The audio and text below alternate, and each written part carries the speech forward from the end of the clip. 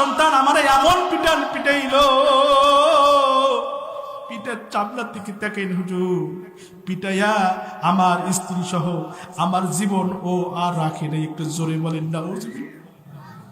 আমার ভাইরা, আমার বন্ধুগণ, হুজুর আপনার কাছে একটাই অনুরোধ, অসংখ্য যুবক এই মাহফিলে আছে হুজুর, আজকে মেহেরবানি করে আপনি একটা আলোচনা করবেন।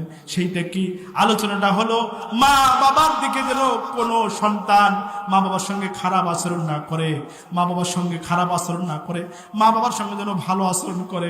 আমার সন্তানটা হয়তো মাহফিলে আসতে পারে, আপনি একটু দয়া করে এই নসিহত করে যাবেন। একটু জোরে বলেন সুবহানাল্লাহ। এক মুরব্বী আসছে, মানে অন্ধ, চোখে দেখে না, আসছে, বলছে আমি একটু যুক্তিবাদীর সাথে দেখা করবো। তা আসছে, আসার পরে তো মাহফিলে গেলে তো অনেক খানা দানা দেয়, তো ওনাকে নিয়ে আমি খানা দানা করতেছি। খানা দানা খাইলাম, খাওয়ার পরে এখন 10:30 বেজে গেছে। আমাকে বলছে হুজুর আসেন, আপনার টাইম হয়ে গেছে, আপনি আসেন, আপনাকে আলোচনা করা লাগবে। তো আমি উঠে যাচ্ছি, মানে উঠছি বিছনা থেকে। এখন ওই মুরব্বী আমাকে ডাক দিয়ে বলছে যে হুজুর আপনার সঙ্গে একটু কথা আছে আমার। তো বললাম যে আপনি 1.5 ঘন্টা থাকলেন, এতক্ষণে কি কথা বলবেন? এখন তো আমি আলোচনা করার জন্য যাব। বললাম হুজুর আমার কথাটা আপনার শোনাই লাগবে। তো বললাম যে ঠিক আছে বলেন। তো বললো যে ঘরে যারা আছে সবকে বাই করে দেন। সবাইকে? আমার কথা কি শুনতেছেন আপনারা? আমার কথা কি শুনতেছেন? বলছে ঘরে যারা আছে সবাইকে কি করে দাও? বের করে দাও, দরজাটা লাগাই দেন। তো সবাইকে বের করে দিলাম, দরজাটা লাগাই দিলাম। তো বললো যে হুজুর আমার পিঠের এই মানে জামাটা একটু আপনি উপরের দিকে উঠান। তো আমি বললাম যে এটা কোনো কথা হলো? পিঠের জামা উপরের দিকে উঠবো মানে? বলে হ্যাঁ আপনি উঠান হুজুর, উঠান। আমার ভাইরা, কি করে বলি আপনার এই কথা, সময় লাগবে অনেক সময়, তো আমি সংক্ষেপ করে খালি কথাটা আপনাদের উপস্থাপন করার চেষ্টা করতেছি। পিঠে যখন আমি চাদরটা মানে তার জামা যখন উপরের দিকে উঠাই দিলাম, দেখলাম যে মানুষকে পিটাইয়া যেরকম ঝাঁঝরা করে ওই রকম ঝাঁঝরা করো, পিঠটা মানে পিটাইয়া অবস্থা খারাপ করে দিয়েছি। আমার ভাইয়েরা, আমি ডাক দিয়ে বললেন মুরব্বী আপনার পিঠের অবস্থা কেন? আপনার এই এলাকায় কি কোনো বিচার সালিশ নাই, কোনো চেয়ারম্যান মেম্বার নাই, তারা কি বিচার সালিশ করে নাই? এরকম পিঠের অবস্থা কে করেছে আপনার? তখন বললেন হুজুর আমার 5টা মিনিট কথা আপনি শোনেন, আমার এই 5টা মিনিট কথা শুনে আপনি আলোচনায় চলে যান। আমার ভাইয়েরা কি বলবো, চোখ দিয়ে দরদর করে পানি পড়া শুরু হয়ে গেল। ওই মুরব্বী আমাকে ডাক দিয়ে বলল ও হুজুর আমার 3টা মেয়ে, আমার স্ত্রী শুধু বারবার ছেলের কথা বলে। হঠাৎ করে আল্লাহর কাছে দোয়া করলাম, আয় রব্বুল আলামিন তুমি তো সব কিছু দেওয়ার মালিক, তুমি আমাকে একটা ছেলে সন্তান দান করে দাও। আমার আল্লাহ তাআলা একটা ছেলে সন্তান দান করলো। ওই ছেলে সন্তানটা যখন ছোট ছিল কিছুই আমাকে ছাড়া বোঝে না। আমি যখন বাথরুমে যাই সেও আমার সঙ্গে বাথরুমে যায়, আমি যখন গোসল করতে চাই আমার নখ ধুয়ে ধরে গোসলখানায় চলে যায়, আমি বাজারে গেলে আমি কোলে করে বাজারে নিয়ে যাই, আবার বাজার থেকে নিয়ে আসি। এইভাবে ছোট থেকে বড় হতে লাগলো। বড় হওয়ার এক পর্যায়ে ওই সন্তান একটু বড় হলে কখনো একা একা কখনো বাথরুমে যেত না, ভয় করতে বললো বাবা আমাকে নিয়ে, আমি তাকে প্রস্রাব করাইতাম, তারপরে তার সমস্ত কাপড় চোপড় পরিষ্কার করে দিতাম। এইভাবে উঠতে উঠতে ওই ছেলেটা যখন বড় হয়ে গেল, আমার স্ত্রী বলল ছেলে বয়স হয়ে গেছে, এখন একটা বিয়ে করাইয়া দাও। একটু জোরে বলেন না মারহাবা। এরকম সন্তান আমাদের আছে না নাই?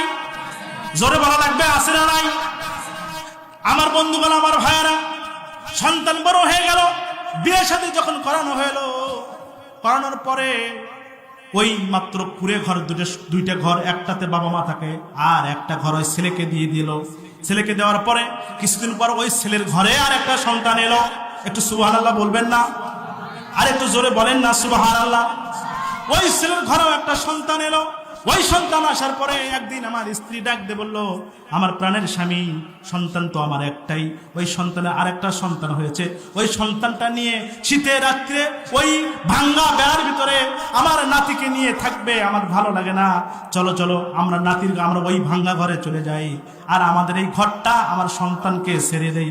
একটু জোরে বলেন না সুবহানাল্লাহ।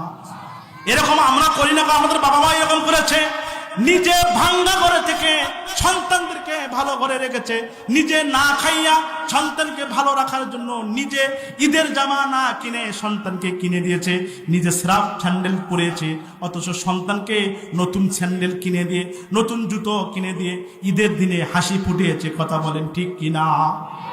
আমার ভাইয়েরা, ওই সন্তানটাকে নিজের ঘরে রেখে বাবা এবার ওই ভাঙ্গা ঘরে গেলেন। ভাঙ্গা ঘরে যাওয়ার পরে হঠাৎ একদিন ওই সন্তান বাবাকে ডাক দিয়ে বলছে, আব্বা গো।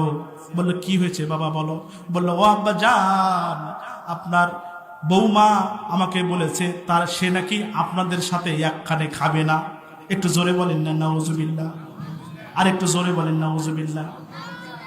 গভীর রজনীতে স্ত্রীকে বললাম, স্ত্রী রে, যে সন্তানটা হওয়ার জন্য এত চেষ্টা আমি করেছি, আল্লাহর কাছে যাকে চেয়ে এনেছি, ওই স্ত্রী, তাই সন্তানের স্ত্রী বলেছে তারা নাকি আমার সঙ্গে খাবে না, আমার সঙ্গে খেলেতে সংসার করবে না। প্রাণের স্ত্রী, আমি যা কামাই করতে পারি সেই খাওয়াই আমরা খাবো, ওরা তবু ভালো থাক, ওদেরকে কাল থেকে আলাদা করে দাও। একটু জোরে বলেন না নাউজুবিল্লাহ। আমার ভাইয়েরা, কলেজাটা ফেটে যায়। ওই মুরব্বী আমাকে ডাকতে বলল, হুজুর, কিছুদিন পর আলাদা করে খাওয়া শুরু করে দিলাম। কিছুদিন পর হঠাৎ করে কে যেন আমাকে ডাক দিয়ে বলছে, তাড়াতাড়ি তুমি বাড়িতে যাও, বাড়িতে যাও, তোমার স্ত্রীকে মেরে তোমার সন্তান শেষ করে দিয়েছে। একটু জোরে বলেন না নাউজুবিল্লাহ। জমি থেকে উঠে এসেছি, উঠে আসার পরে দেখি স্ত্রীকে পিটাইতেছে। ডাক দিয়ে বলেন, সন্তান, ও সন্তান, এত কষ্ট করে তোকে লালন পালন করেছে ওই মা, নিজে খাইয়া না খাইয়া তোকে বড় করলো, অথচ তুমি কার কথা শুনে, তোমার স্ত্রীর কথা শুনে তুমি আমার স্ত্রীকে পিটাইতেছো, তোমার মাকে পিটাইতেছো, তোমার কি খারাপ লাগে না?